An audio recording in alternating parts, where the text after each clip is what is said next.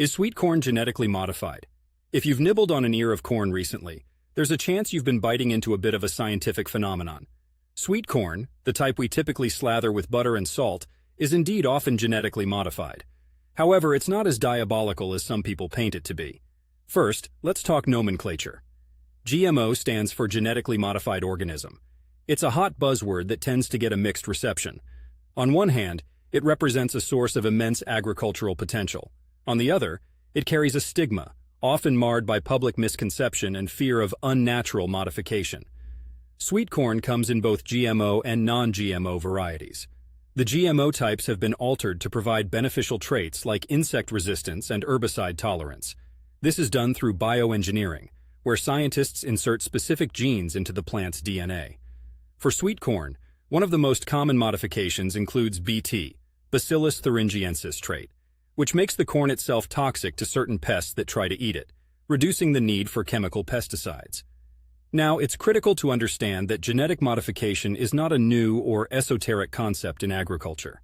Humans have been modifying the genetic makeup of plants through selective breeding for thousands of years. The corn you buy at the grocery store is vastly different from its wild ancestors thanks to this process. The difference with GMOs is that we're now able to make these changes directly. So, is this Frankencorn? Not quite. The scientific consensus around the safety of genetically modified sweet corn for human consumption is robust. Major scientific institutions, including the WHO and the American Medical Association, have deemed GMO foods safe to eat. They go through rigorous testing before making it to your plate, perhaps even more so than traditional crops. Here's where the rubber meets the road. The advantages. GMO sweet corn might actually be better for the environment because the Bt trait reduces the need to apply external pesticides.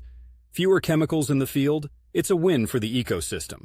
However, not everyone is on board with this bioengineered buffet. There's a strong preference among many consumers for organic and non-GMO products.